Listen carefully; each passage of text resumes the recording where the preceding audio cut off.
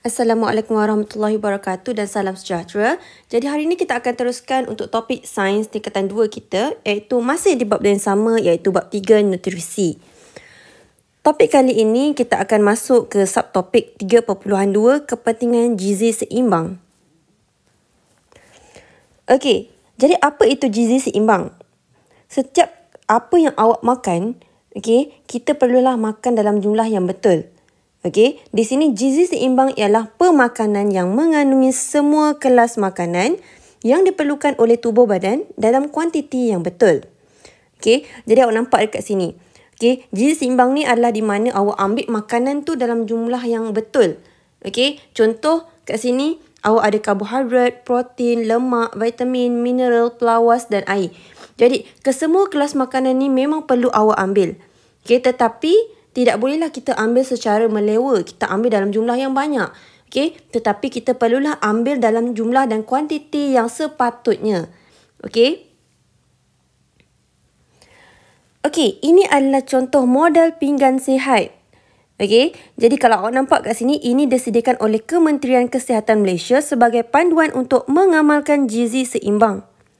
Sekiranya awak tengok dekat pinggan tersebut kan, pinggan sihat Malaysia, awak akan nampak dalam satu pinggan tu, pinggan berbentuk bulat. Ikan, ayam, daging dan kekacang adalah suku daripada pinggan tersebut. Manakala, nasi, mi, roti, bijirin, produk bijirin dan juga ubi adalah separuh daripada pinggan tersebut.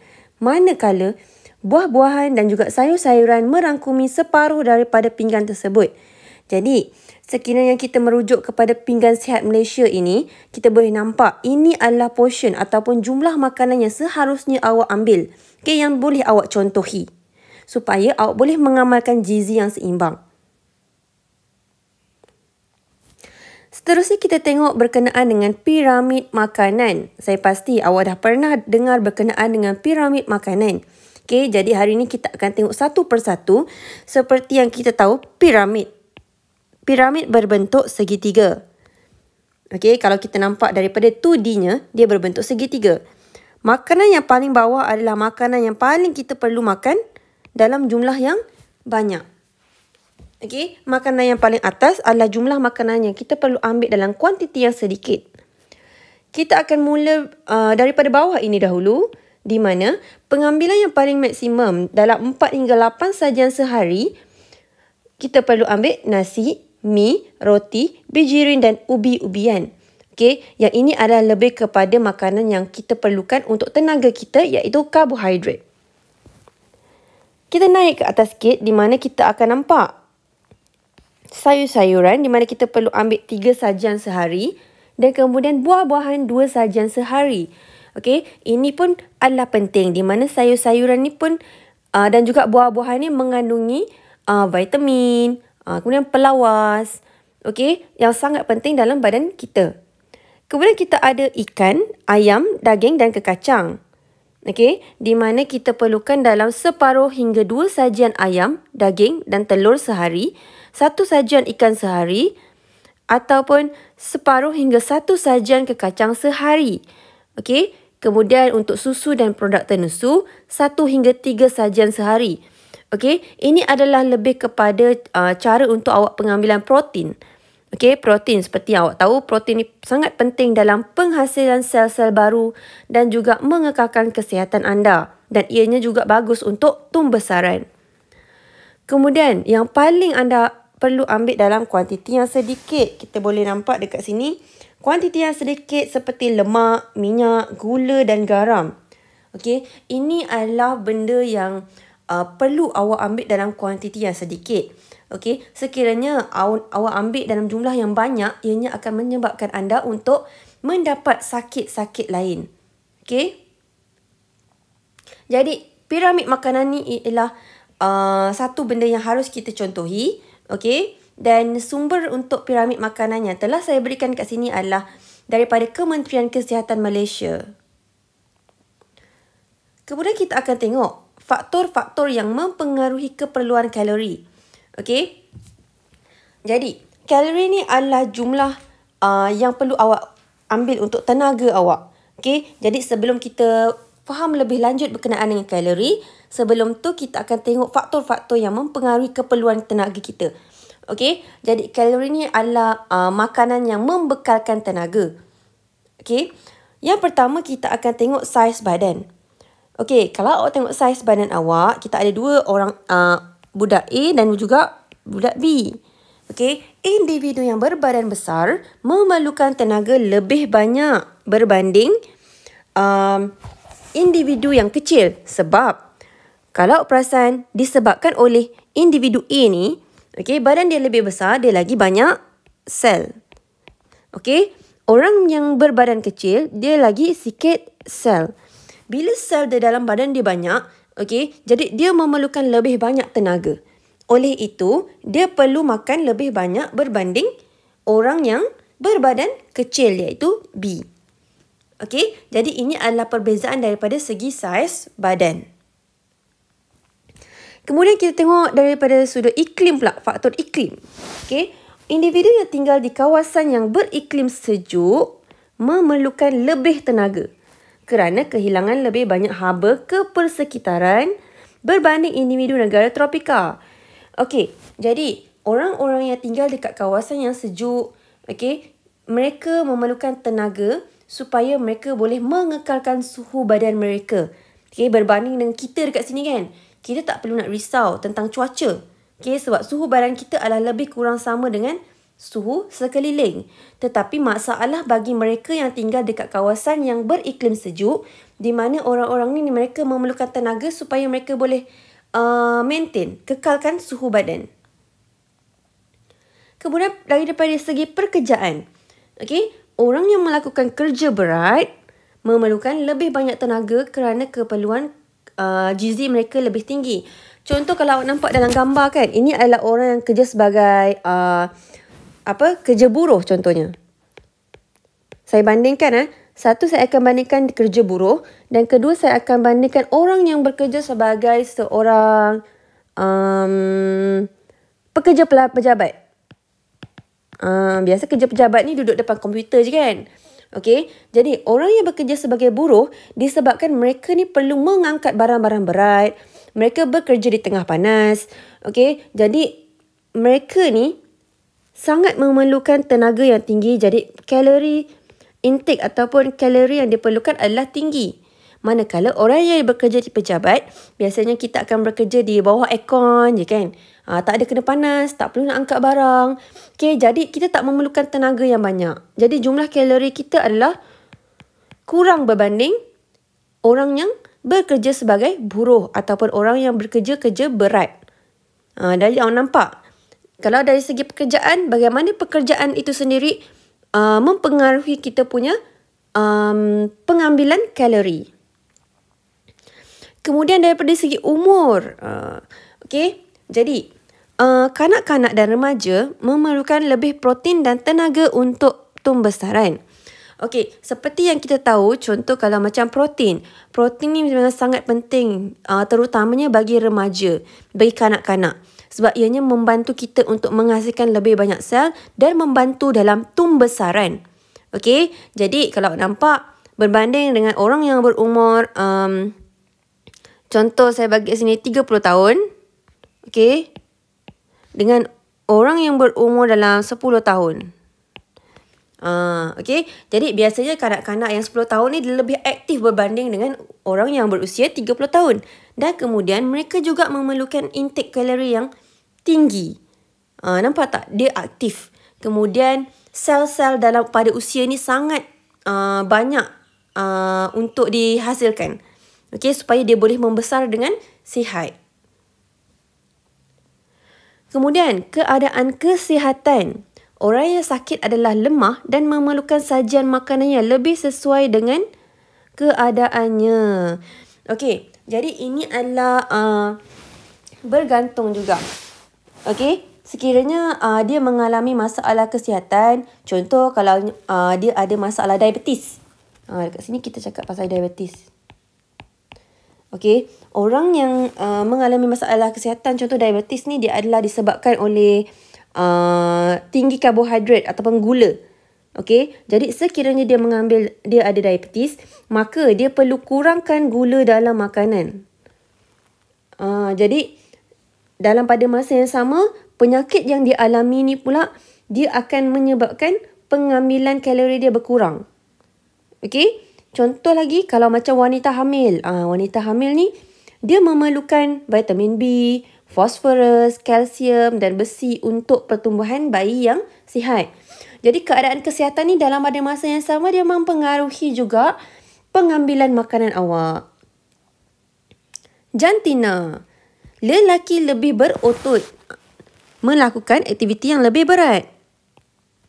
Mereka memerlukan kuantiti makanan yang lebih banyak daripada perempuan. Okey, contoh lelaki dan wanita.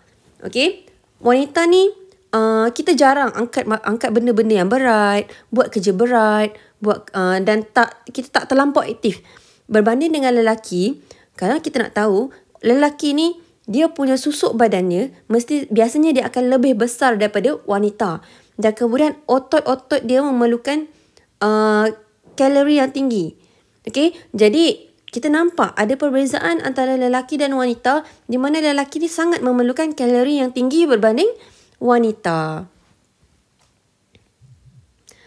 Kemudian, kita dah tengok faktor-faktor yang mempengaruhi jumlah kalori dalam badan. Sekarang kita akan belajar apa itu nilai kalori makanan. Makanan mengandungi beberapa kelas iaitu karbohidrat, protein dan lemak. Okey, jadi ketiga-tiga kelas asas ini menghasilkan kuantiti tenaga yang berbeza apabila dibakar. Okey. Okey. Cara untuk seseorang itu tahu nilai kalori makanan ialah makanan tersebut perlu dibakar. Okey, jumlah tenaga yang dihasilkan akan dikira. Okey. Nilai kalori ataupun nilai tenaga. Jumlah tenaga yang dibebaskan apabila 1 gram makanan dibakar dengan lengkap di dalam badan. Diukur dalam unit kalori ataupun joule. Okey, jadi tadi kita ada belajar berkenaan dengan asas. Makanan asas, karbohidrat, protein dan lemak. Okey, jadi karbohidrat, protein dan lemak ni adalah antara makanan yang membekalkan tenaga ataupun membekalkan tenaga kepada badan kita. Okey, jadi sekarang kita nak tahu berapa banyak karbohidrat boleh bagi tenaga pada kita, protein dan lemak. Okey. Nilai tenaga bagi lemak, protein dan karbohidrat. Okey, jadi awak akan tengok dalam gambar rajah ini, saya ambil daripada buku teks sendiri dalam jadual ni. Okey, kita tengok ada 3 kelas asas makanan, lemak, protein dan karbohidrat. Okey, dan kemudian kita ada nilai tenaga. Okey, sebenarnya nilai tenaga ni memang contoh saintis ataupun pakar pemakanan memang dah buat ujian. Okey, contoh kalau macam lemak. Lemak, kandungan tenaga dia adalah 37 kilojoule per gram. Dalam 1 gram kita ada 37 kilogram. Okey. Kemudian untuk ni 9 kilo calories. Okey. Protein ada 17 kilojoule dan kemudian 4 kilo calories. Okey, jadi awak nampak sebenarnya kita dah belajar lemak ni memang akan mengandungi lebih banyak tenaga berbanding dengan karbohidrat. Okey, cuma kita kena tahu lemak kita tak boleh ambil dalam jumlah yang banyak. Okey, karbohidrat pula dia ada 17 kilojoule dan juga 4 kilo calories. Okey, jadi awak nampak perbezaannya di mana kita boleh nampak lemak ni mempunyai nilai tenaga yang sangat banyak apabila ianya dibakar dalam badan manusia. Okey. Kemudian kita akan tengok kalau nampak dekat mana-mana lah. Contoh kalau awak beli makanan daripada supermarket, daripada kedai, setiap makanan tu perlu ada nutritional facts ataupun maklumat pemakanan. Nampak? Contoh dekat sini kita ada susu Pure Farm. Ni semua orang pernah minum kan? Ada coklat, ada strawberry, ada susu fresh, full cream, low cream. Okey. Dekat dia punya kotak ni, okey, kita akan nampak satu gelas ada 250 ml. Okey, jadi kita hanya kena tengok yang ini je. Dia sudah bagi siap-siap berapa jumlah tenaga yang akan kita dapat. Okey, Jadi, untuk tenaga yang akan kita dapat sekiranya kita minum 100 ml, 100 ml. Okay, kita akan dapat 61 kilokalori. Okay. Tapi dalam ini ada 250 mililiter. Okay. Jadi kita kena kira lah. Kalau kita minum satu kotak ni, berapa banyak tenaga yang akan kita dapat. Jadi dekat maklumat pemakanan ni pun kita ada jumlah bacaan-bacaan lain juga. Protein, karbohidrat, lemak. Okey, jadi biasanya maklumat pemakanan ni akan dijadikan sebagai rujukan untuk kita membeli makanan. Okey, terutamanya kepada orang yang mempunyai masalah seperti diabetes, sakit jantung, sakit buah pinggang. Jadi mereka ni makanan mereka bergantung kepada apa yang doktor kata mereka boleh makan dan mereka tidak boleh makan. Bergantung kepada penyakit yang diorang alami. Okey, jadi ini adalah contoh-contoh makanan.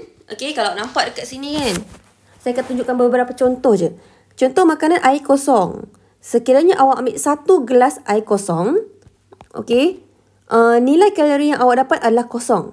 Sebab air kosong kan, tidak mempunyai kalori. Tidak akan membekalkan anda dengan tenaga. Contoh, apam. Apam ni kan, kuih apam kan. Satu ketul ada 252 kilojoule. Ini adalah tenaga yang akan anda dapat. Okey? Jadi ini pun samalah. Contoh kalau bihun sup.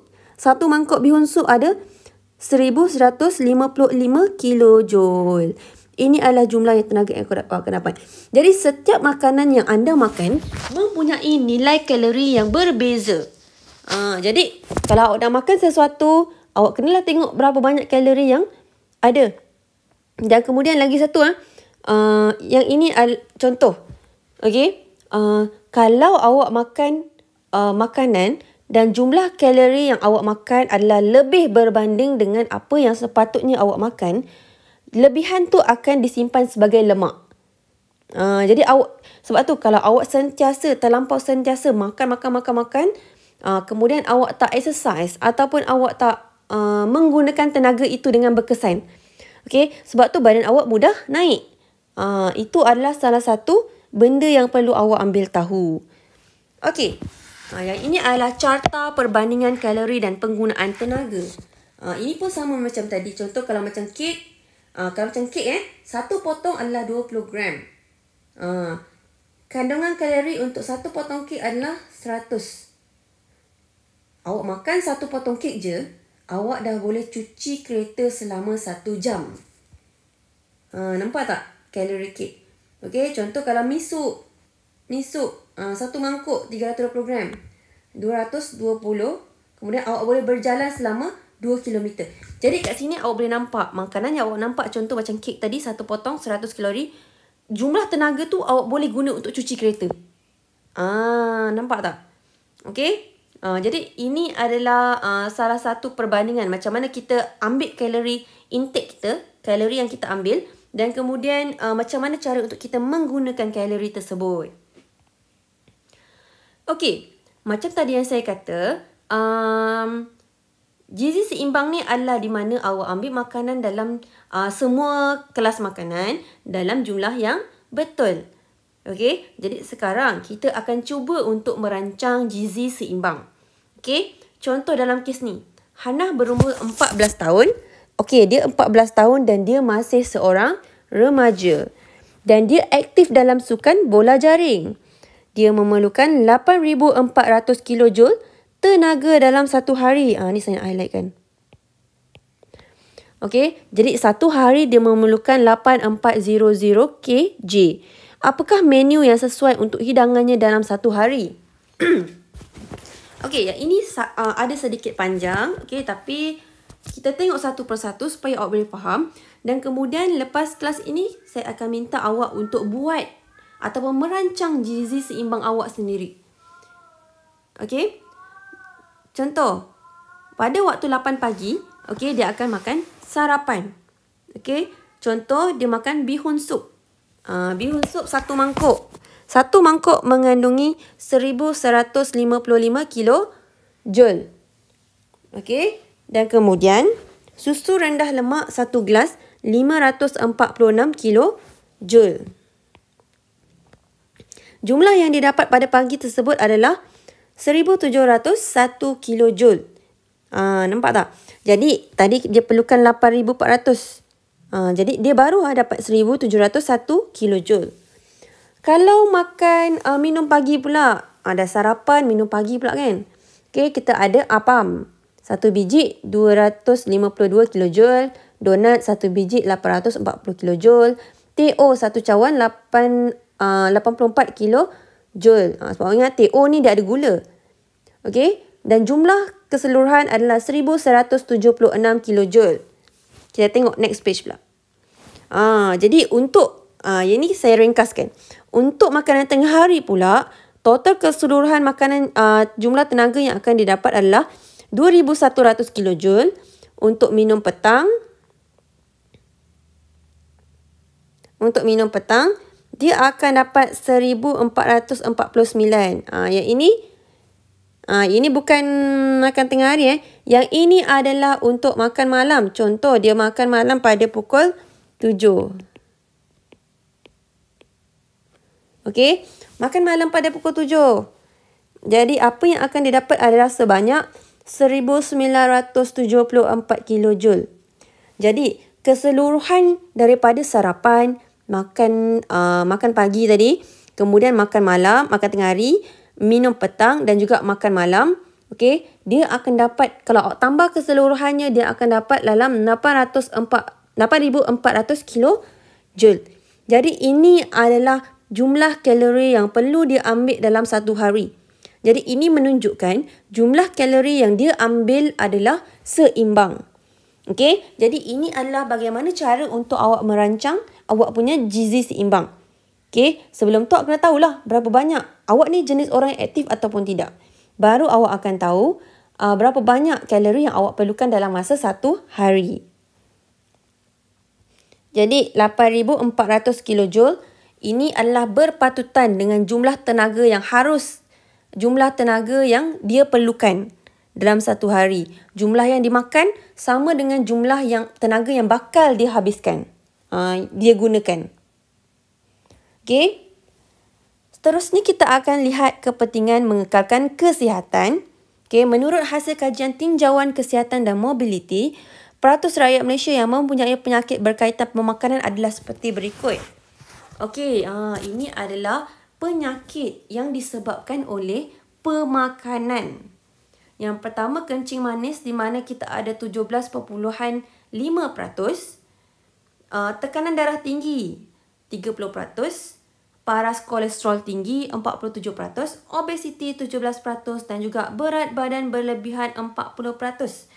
Okey, jadi awak nampak dekat sini, yang paling tinggi, penyakit yang paling tinggi iaitu paras kolesterol tinggi. Ialah sebanyak 47%. Jadi biasanya paras kolesterol tinggi disebabkan pengambilan minyak yang tinggi. Okey, dan kemudian juga gula lah. Okey. Jadi ini adalah penyebab. Jadi biasanya penyebab penyakit-penyakit ni gula, minyak. Jadi itu adalah penyebab-penyebab yang utama. Okey. Kemudian kita akan belajar sedikit berkenaan dengan cara untuk mengekalkan kesihatan yang baik. Okey, yang pertama mengamalkan gaya hidup sihat. Okey, jadi kalau gaya hidup sihat ni terutamanya cara pemakanan. Biasanya kita akan makan saja apa yang ada depan kita. Okey, tapi sebelum tu kita pun kena ingat. Okey, kita cuba kurangkan pengambilan satu gula, minyak.